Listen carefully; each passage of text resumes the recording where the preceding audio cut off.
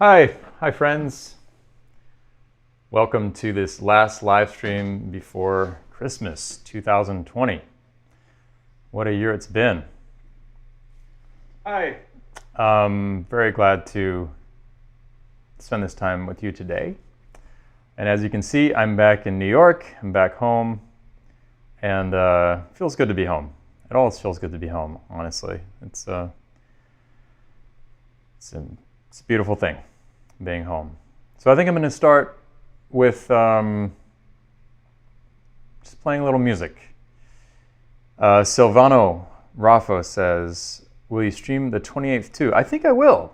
I think I'll have an pretty much unbroken stream of Monday live streams since the beginning of the pandemic that way. Yeah, Jen Detour posted something very generous on a video I posted a couple days ago about the journey that we've had together, all of you, with this live stream and the community that we've built together. She posted this very nice thing about it, and thanks for that, Jen. I see she's reposted it in the comments.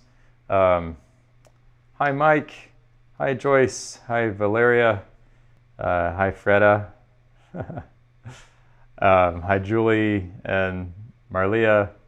It's been really amazing having you all here all these months, and great that you're here today too. Okay, so I'm going to play a little music.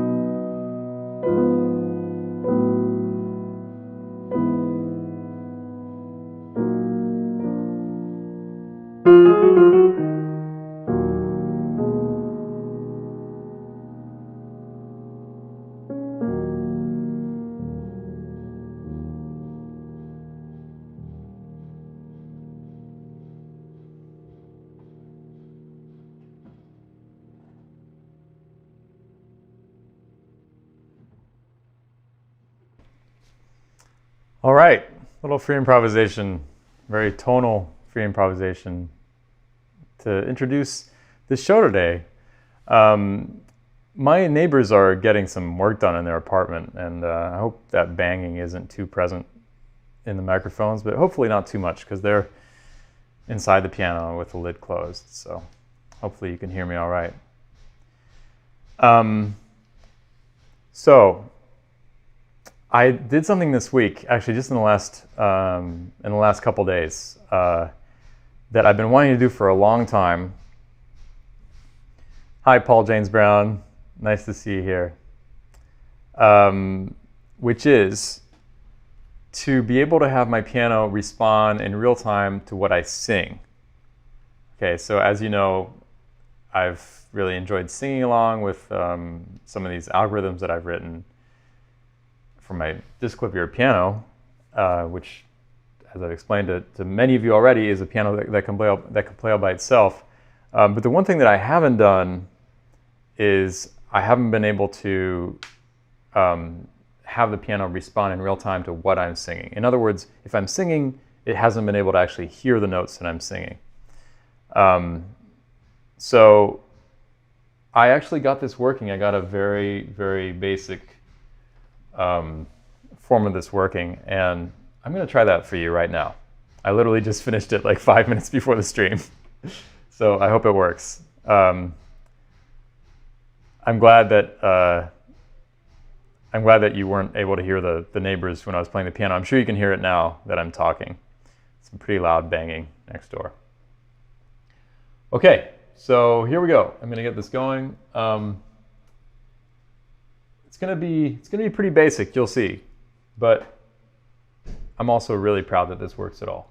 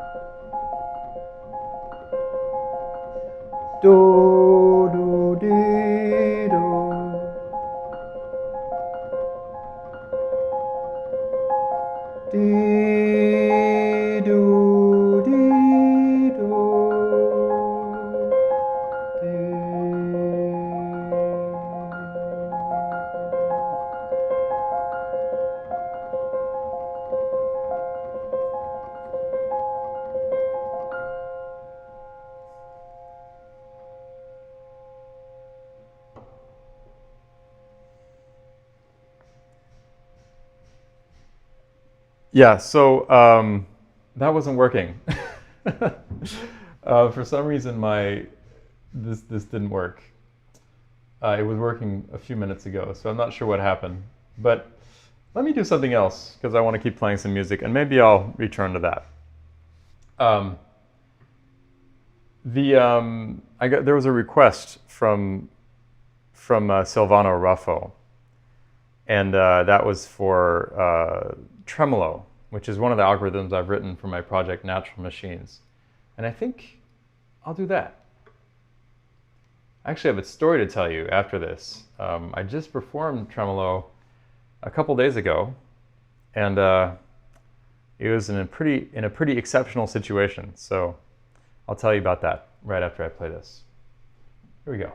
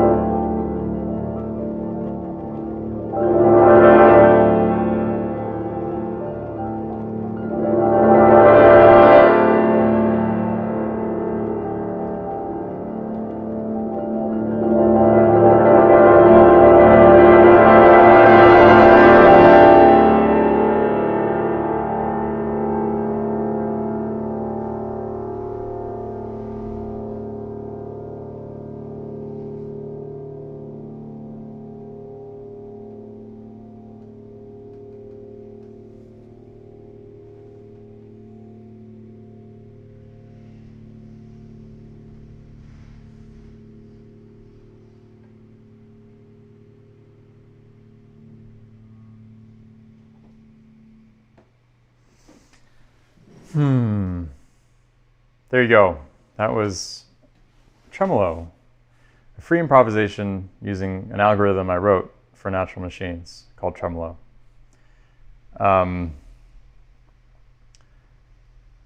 Mats Blancano asks, "Where did you learn this? Where did you learn this programming, Dan? Was it when you were studying physics?" Actually, no. My undergrad was in physics, but I didn't really learn any programming while I was doing physics. It just wasn't taught. I'm basically completely self-taught as a programmer. I started programming when I was a little kid, and basically just because my dad was a biologist, and he brought home a Macintosh Plus in like 1989 or something like that. And there was an environment on the Macintosh called HyperCard that had a very rudimentary programming environment in it. And he started me off doing like a little bit of this very basic scripting, and that really got me hooked. It just felt so powerful and so creative and fun. And so I got more and more into it as I got into my teens, and I started getting into C and Basic. Well, first I got into Basic, then into C, and then over the years started integrating it more and more into my music, and it's just an incredible creative outlet, I think. I encourage everyone to try it. Jen Dutour says she's watching on a big TV screen. That's super cool. Yeah, so thanks for that request. It's also almost Christmas, insanely. Christmas is right around the corner. And I thought I'd play a few Christmas tunes for you. Why not, you know? And I thought I might jazz them up a little bit with some of these algorithmic drums that I've been playing with. This is a program I wrote. I'm calling it Dkb Drums for now. And what it does is I can just enter any time signature I want, and it'll actually generate some pretty convincing, I think, rhythms, some pretty convincing drum rhythms for that given time signature, and it's all happening on this piano. It's actually the piano's being played, and I have it prepared here with some screws in the treble and an eraser here in the bass strings. Did you see that eraser? And there you go. So why don't we try? Let's start with Jingle Bells in 7. How about that? Okay. Here we go.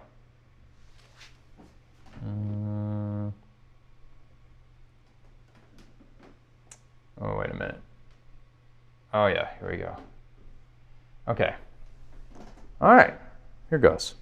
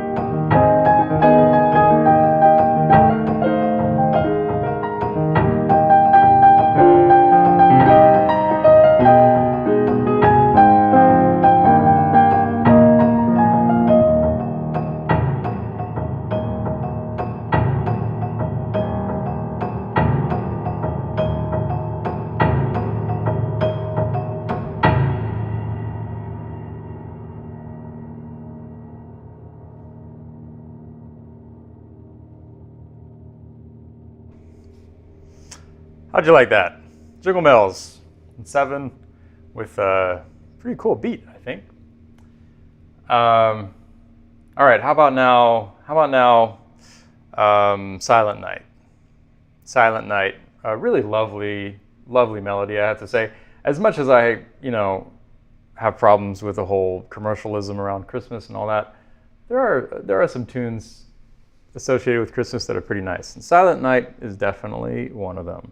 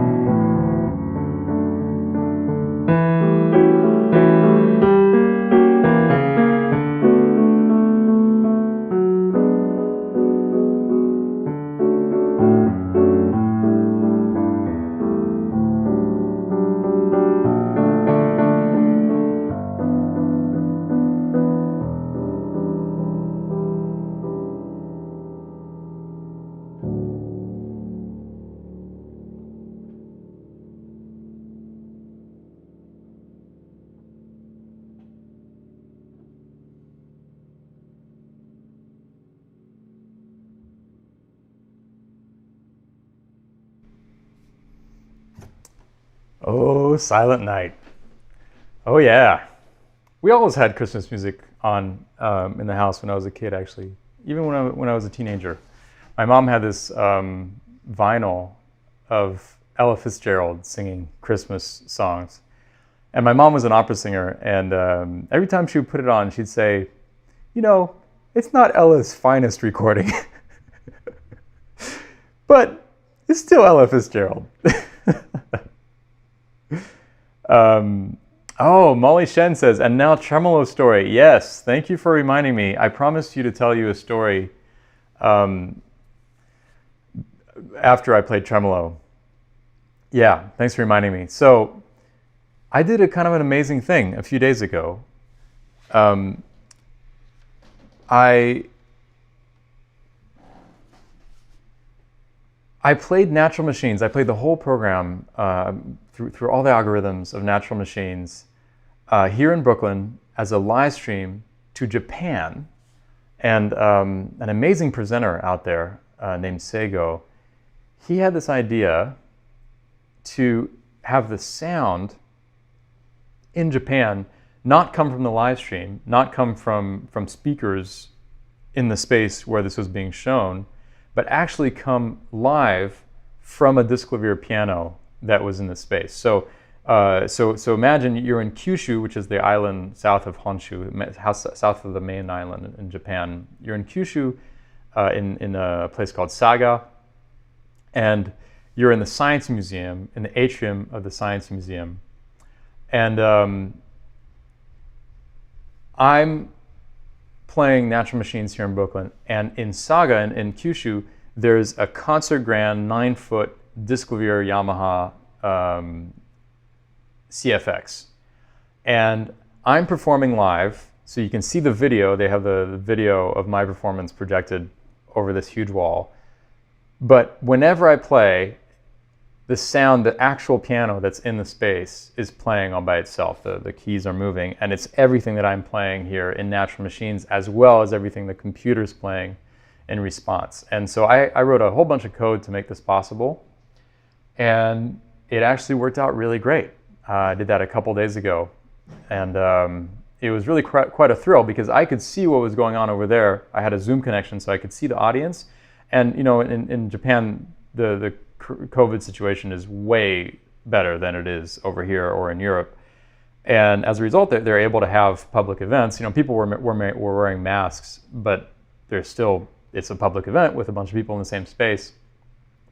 And so I was able to see this audience in an actual physical space, listening to actual acoustic physical sound coming from my piano as I was playing it here in New York. And that was pretty wild. That was really, really pretty wild. Jen Dutour says, wow, sounds like close encounters of the Tepfer kind. Nice one. I might use that. Steve Cantor says, what the audience was hearing in sync with what they were seeing you doing? Yeah. So I'm glad you asked, Steve. That was the big thing, the big challenge of this was making sure that everything I played here was being sent as MIDI commands over to Japan and then was being played on this piano exactly in sync with the video.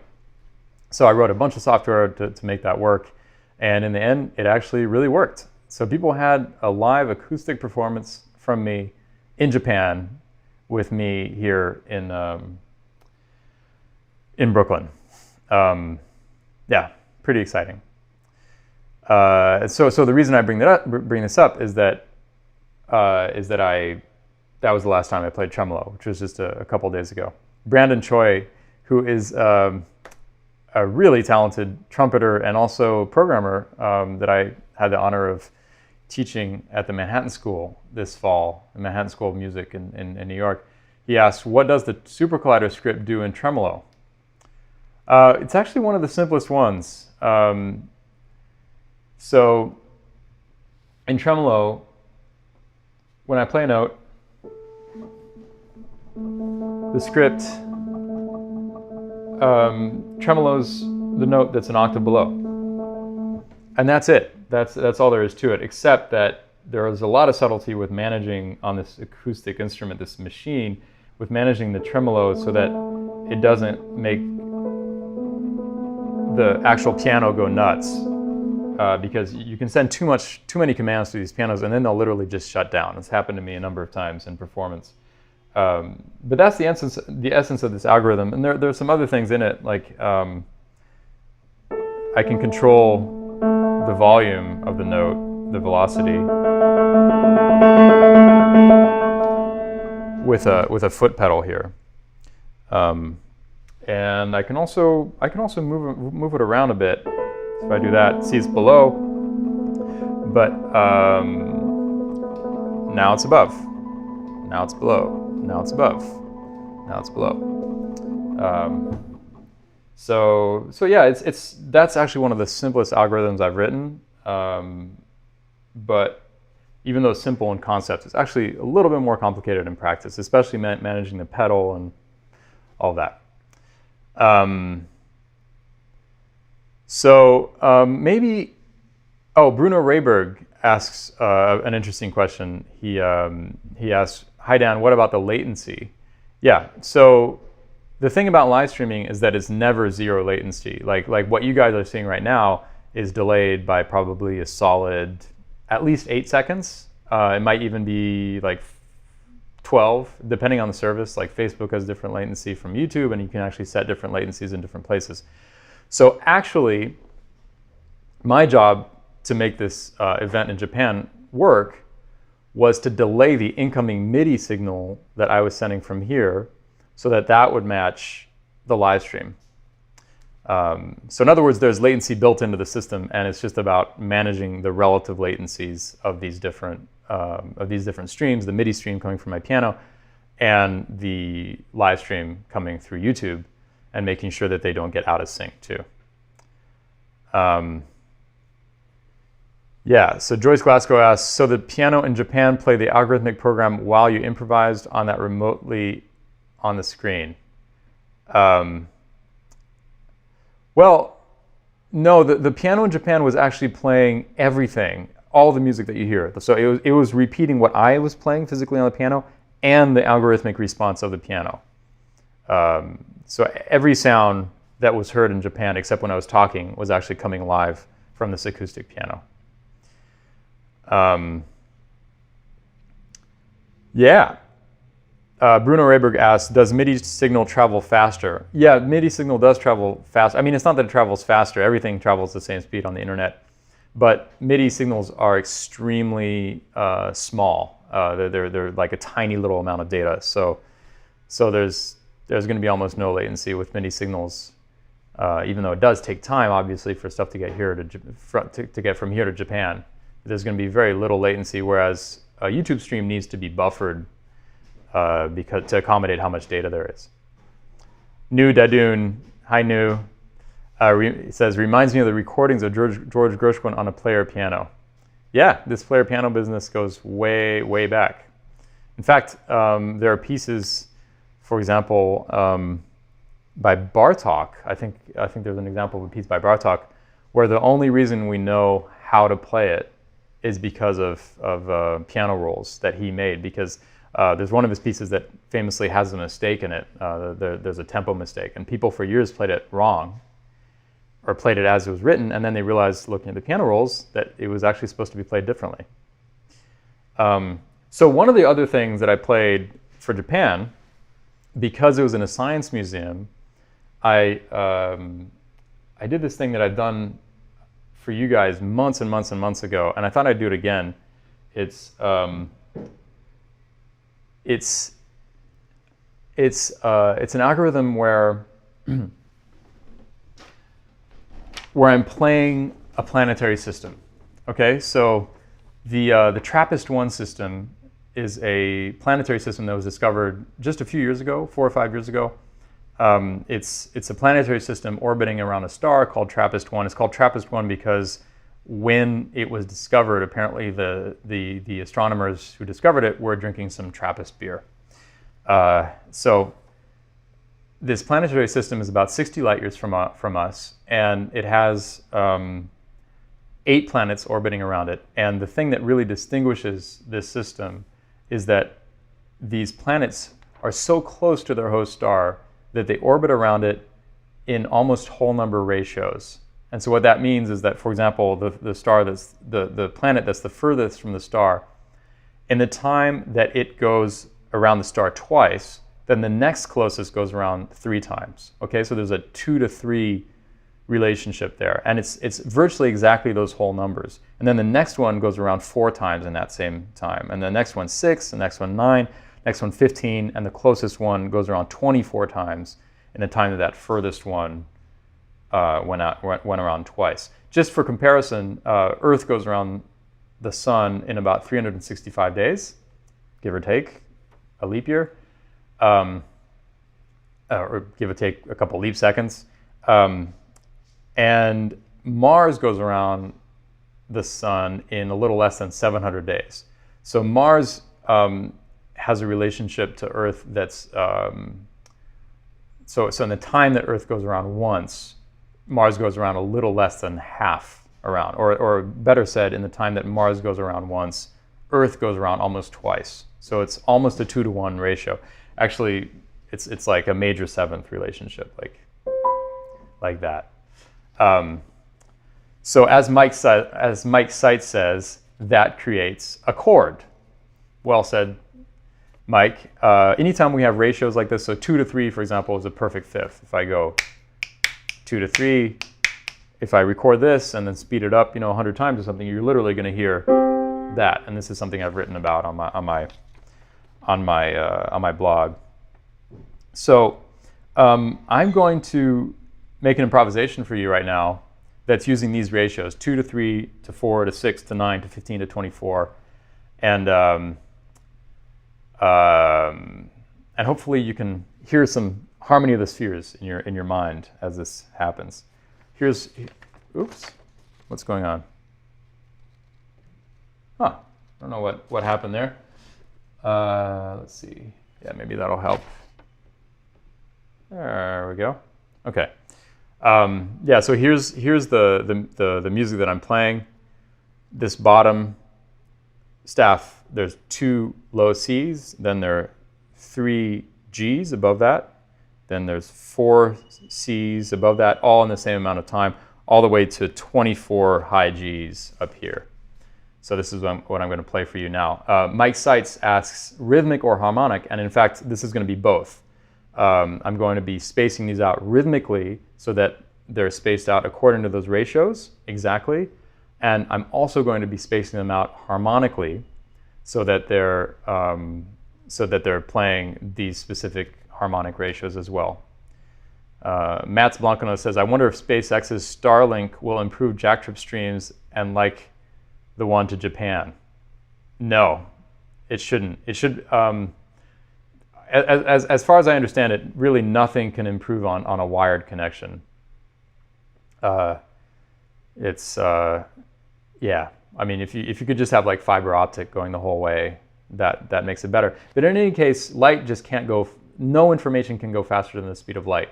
And the speed of light is actually limited. Okay, so here we go. This is the TRAPPIST-1 system for your hopefully listening pleasure. And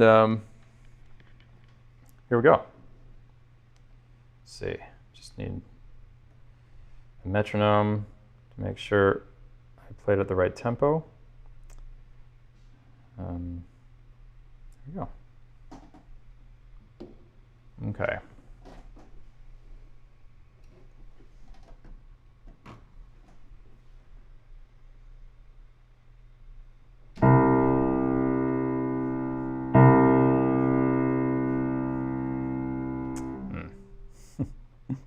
I have to do that again. And I'll take this opportunity to turn my talk mic off too. It'll sound a lot better. Here we go.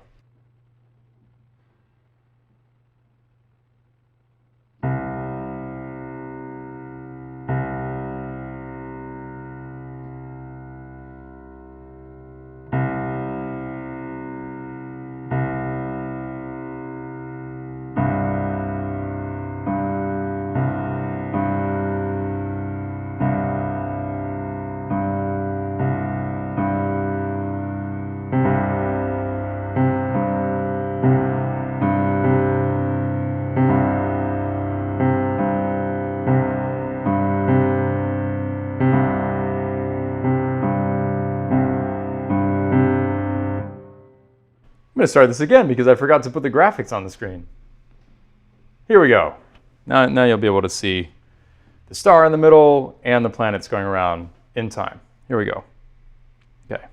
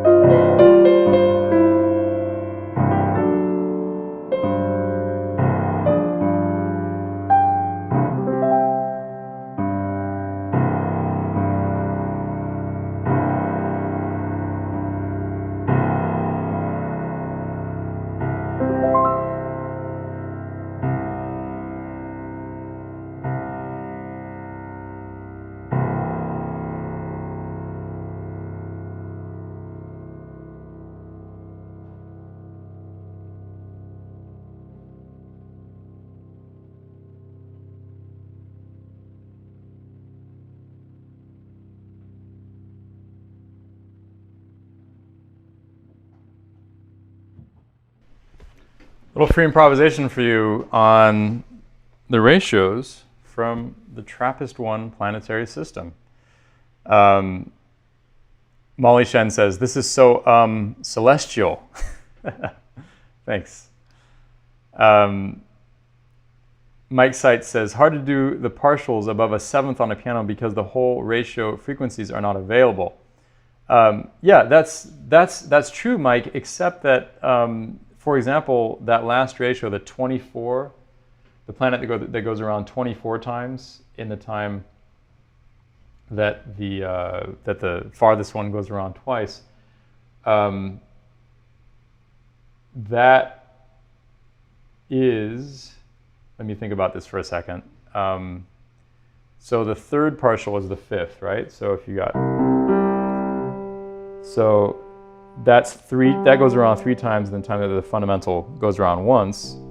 And if you go up an octave, then that's 6 times, 12 times, and 24 times.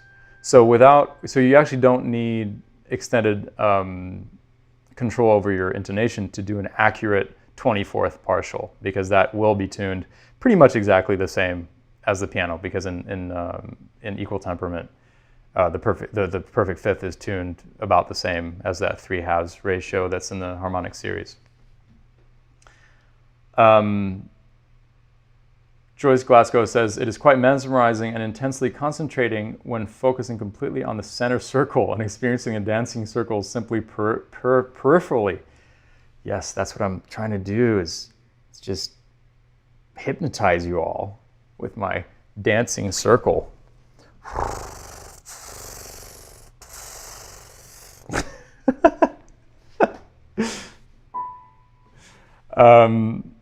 Yeah, so I hope that makes sense. Mike Seitz says 24-2 is a close one. Yeah, that's like a super close one. But the next one is 15-2. So 15 is yeah, that one is definitely going to be tuned differently from the one that's on the piano. I'm playing it as a B natural, but yeah, the 15th partial is going to be a little different. Mats Blancano says, do you ever change your tuning when playing Bach? I have experimented with that on keyboards using Logic, where you can change your tuning system, or using Super Collider, where you can do custom tuning systems. And I've also listened to some people who do that really seriously, and I think it's really special. It absolutely makes sense to hear Bach in a well-tempered keyboard rather than a equal tempered keyboard. Okay, I want to play something else. What am I going to play? Oh yeah, one thing I wanted to do for you guys, I promised you last week. Oh no, I just remembered something else. Someone requested Somewhere Over the Rainbow. Yeah, and I promised I would play that. So I'm going to play Somewhere Over the Rainbow. Okay? Here we go.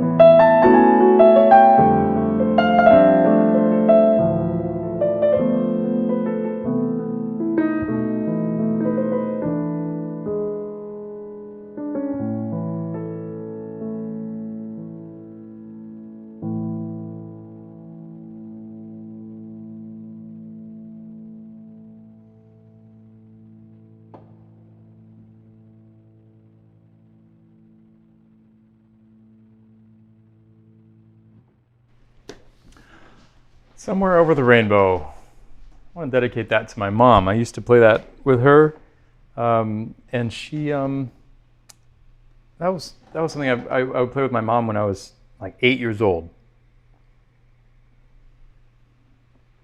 Yeah, I remember figuring out the chords with her, and somehow a song that's been present in my life. I remember once I was on tour with Lee Konitz, and he just started playing it out of the blue.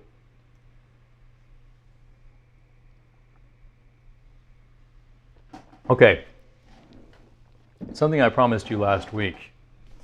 A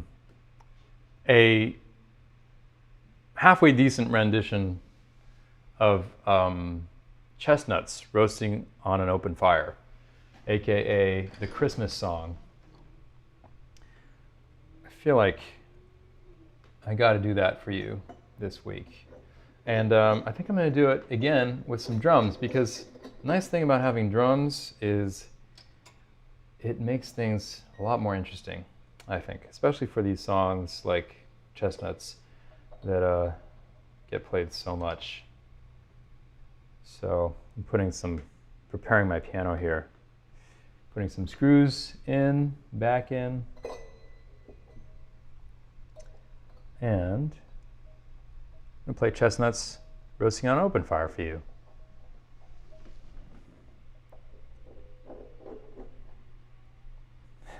Carol McGoffin asked, did you cry when Lee played it like you just made us do? Oh, thank you. I'm so glad that we can communicate through this channel. Yeah, you know what? I don't think I cried when we played Somewhere Over the Rainbow. That was a long time ago. But I can tell you absolutely that I've cried a number of times playing with Lee. There were a number of times where we were playing together, and he was just playing such unbelievably profound music, so right and just so meaningful, and with nothing extraneous, and the emotion so right, so on the money, that there are a number of times where I shed some tears on stage playing with Lee. Very grateful for that. Okay, so let's see what I can do with Chestnuts Roasting on an Open Fire. I don't know if you remember last week, but the constraint was that it should be a bossa nova. So if I do something like this, let's see.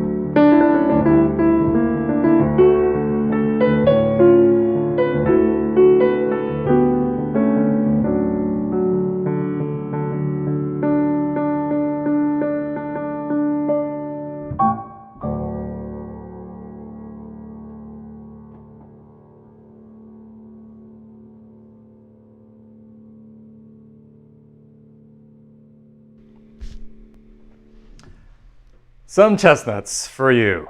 Oh yeah. Maybe I'll do better next Christmas, a year from now. All right, well, geez, how's the time fly by so fast? I can't believe I've been playing for an hour and 20 minutes. That's crazy. Well, I think it's about that time of day, you guys. Unless you have any requests. But otherwise, maybe it's that time of day when we call it a day. Brandon Choi says, groove. Yeah, Brandon, I'd like to hear you play with this thing. Check it out. Like, say I want to do a groove in 9. Let's do a groove in 9, and I want it to be like yay fast.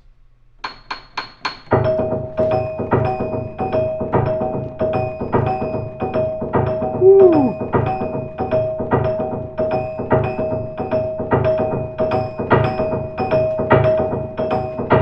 And then I can do a little variation.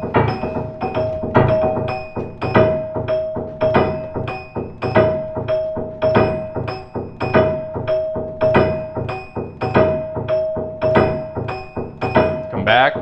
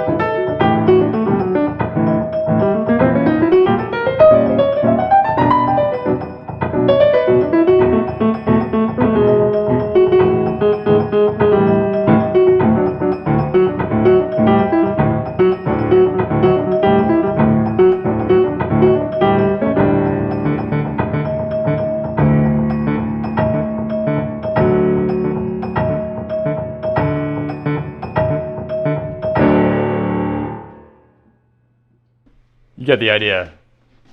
But yeah, pretty fun, pretty fun. I really enjoy playing with that, and haven't gotten to do it in a while because I was away.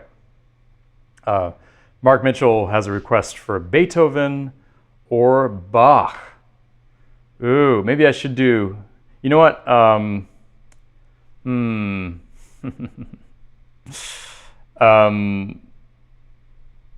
Ethan Iverson, who's one of my favorite pianists, jazz pianists, he posted an extremely cheeky rendition of Fur-Elise.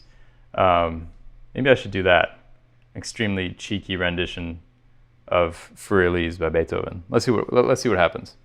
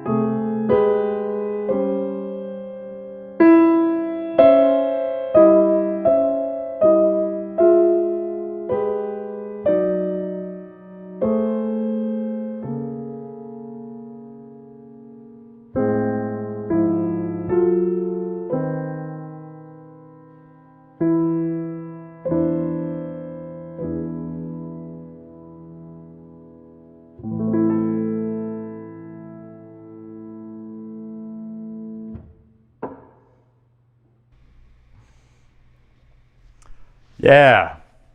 Yeah. How'd you feel about that?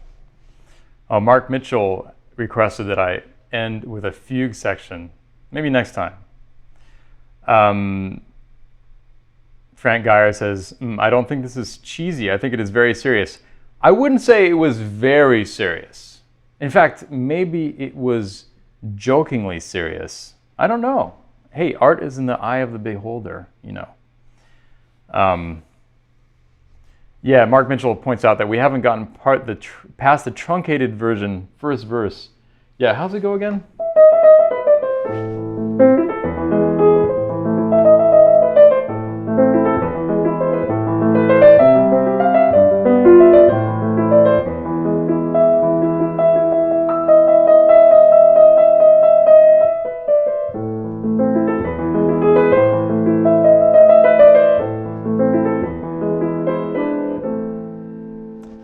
Yeah, it would have been nice if I'd also played.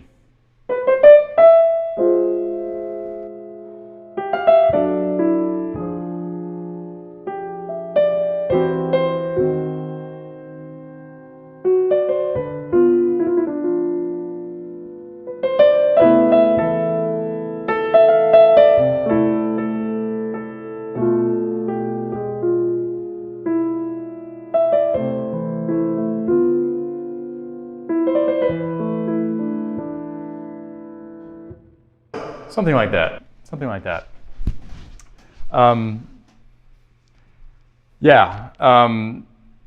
Joyce Glasgow says, please end with an improv including vocal. All right. I'll do that. Just because Joyce has been an incredibly devoted follower of this live stream and also really creative with it. Contributing a lot of really poetic readings of the music. Oh yeah, Jen Detour posts some links if you want to contribute to these live streams. And I really, by the way, I should take a moment to say thank you so much to all of you who have. Many of you have contributed on Patreon, on PayPal, on Venmo, some of you even on Cash App. And I really appreciate that because it's been a big help this year. Between that and the ticketed live streams I've done, it's really made a big difference in my ability to exist this year. Okay, so yeah, just for Joyce, I'll do a vocal improvisation. Maybe I'll use an algorithm here. And I'll say goodbye right afterwards. Here we go.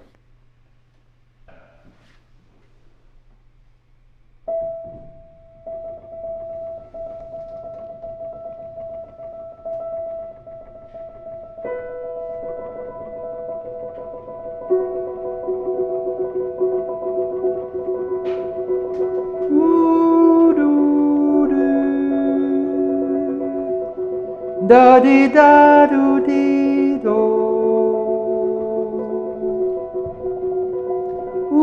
Da di lo di a do de di a di do di lo di di do o di do di o do di o de o da da bo do bo bo ba yu.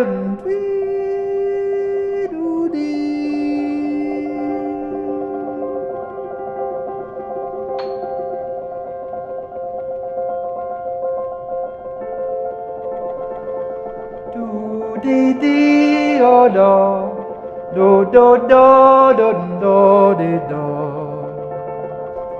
do de o do bu da do di do do di o la di li do di la di li o da no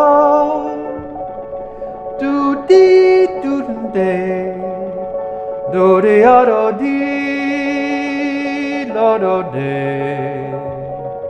do li da Bol vidi du len du vidu di la lu la de do do bo do vi do la ri do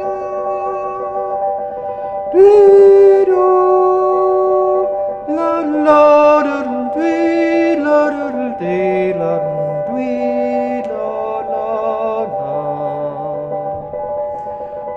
bo do do do do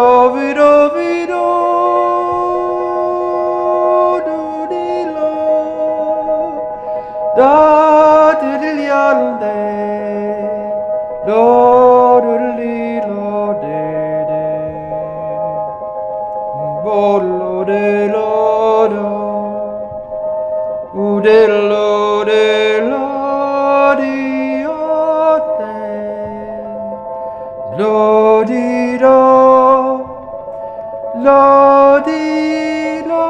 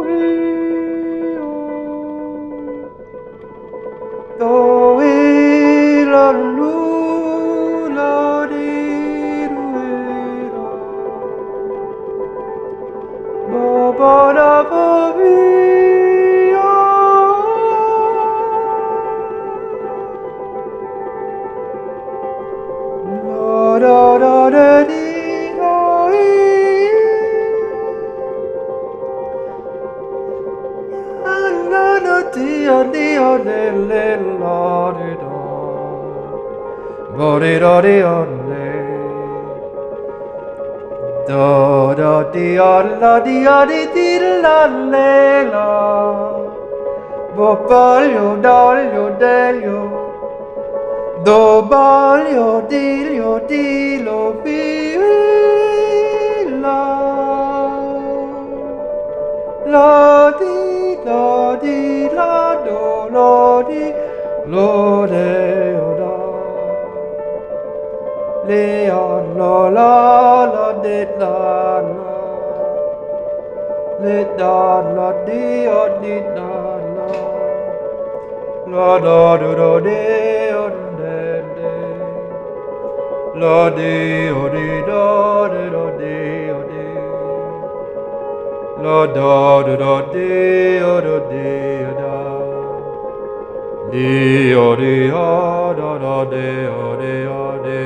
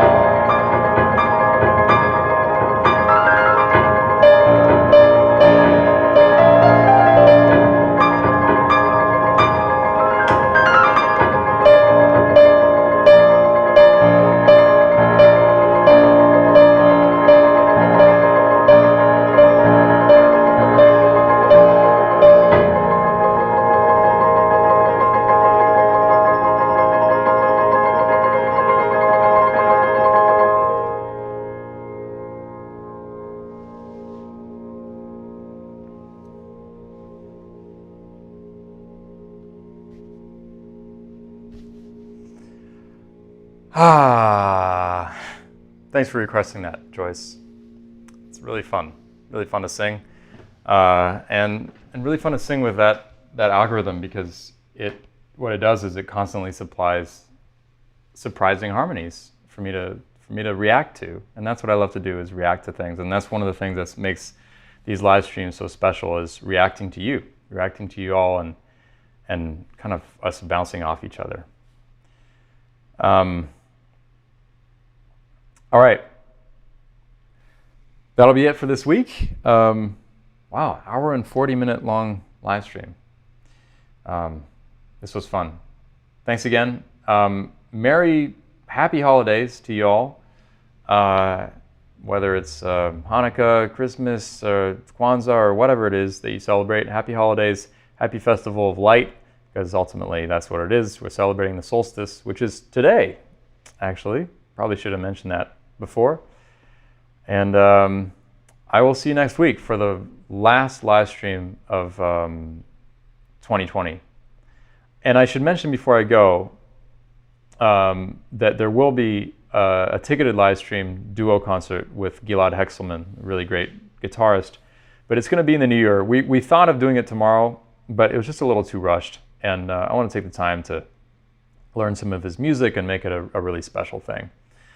So I'll see you next week, and I think I'll be able to announce when the stream with Gilad will be at that point. All right, take care, y'all. Hang in there, and see you soon.